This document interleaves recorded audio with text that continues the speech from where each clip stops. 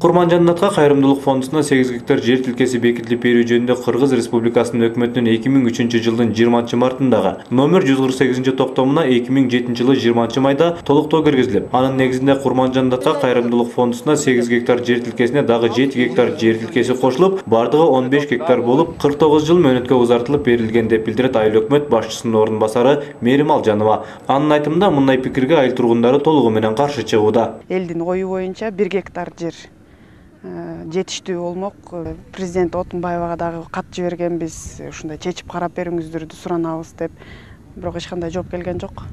Атамбаевга дагы кайрылган бул мемориал комплекси болду эстеликке деп 45 миллион которуп атат. Мен ушунусунан нааразы болдум. Ушул биздин айылдагы мектепти барсаңыздар деле көрөсүздөр.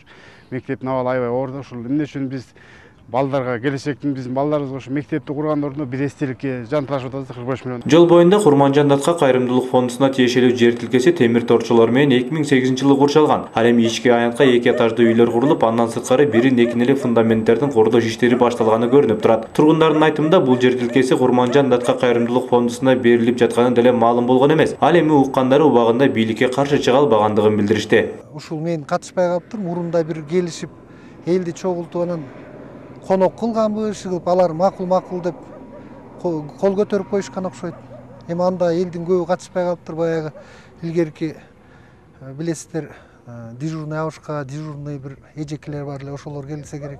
Ысык Көл райондук акимдин орун басары Дөлөтбек Салмакеевдин айтымында айылдык кеңештин депутаттары жана айыл өкмөт башчысы менен болгон жолугушууда Жылдыз Жолдошова айыл карамагына 6 трактор, мөмө жемиштерди кайра иштетүүчү завод куруп берүү жана орто мектептин курулуш ишине жардам берүү темасын көтөрүптүр. Атайын келишимдин негизинде 1-майга чейин деп каралыптыр. Бирок бүгүнкү күнгө чейин эч кандай иш аткарылган жок. Андан сырткары салык эрежелерине дагы көңүл бурулган эмес деп билдирет. Бул жерде эгер как благотворительный фонд катары эс алуу жай курулуп, жана фонддун мемориальный нерселер салынса, анда 0,3% колдонуп, ошондо 134.684 сом төлөнүш керек экен.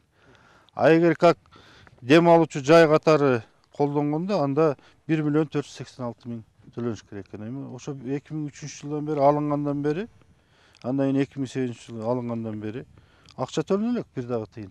Ысык Көл райондук архитектура бөлүм башчысынын билдирүүсүндө 8 гектар жерге тарыхый музей, эстеликтер жана 20 коттедждин макети түшүрүлгөн. Ал эми калган 7 гектар жер тилкеси карала элек. Курулуш иштери 2008-жылы башталган, бирок акыркы мөөнөт 2010-жыл деп көрсөтүлүптүр. Архитектура тарабынан болсо уруксат берилген курулушка. Мөөнөтү болсо 2005-жылга чейин болчу. 2005-жылдан баштап кайта 2010-жылга чейин мөөнөтүн узартышкан. Бүгүнкү күндө расчеттин документтердин бүт баардык сроктор, мөөнөттөр уже өтүп кеткен.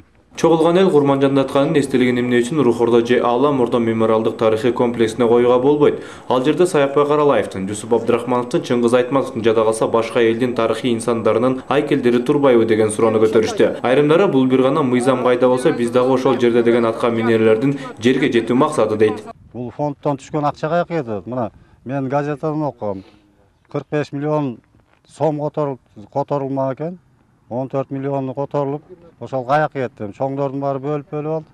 Биздин мына тургундар үй салганга участок ала албайт чындыгында. Ысык Көл районунун негизги кирешеси эс алуудан түшкөн каражаттан улам казынанын капшыгы болот. Ошол эс алуучулар келгенге чейин жергиликтүү тургундар менен Курманжандатка кайрымдуулук фондусунун ортосундагы маселелер оң жагына эртерээк чечилсе деген пикирди жергиликтүү тургундар билгизишти.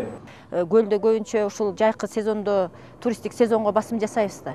Ошондо бизде өзүнүн кедергесин тийгизип калбасын, ар кандай толкундоолор чыгып кетпесин деген тилек менен келип, элдер менен түшүндүрүү иштерин жүргүзүп атабыз. Талайбек Илипбаев, Жакшылык Чортонов, Ысык Көл облусу, Күндөлүк.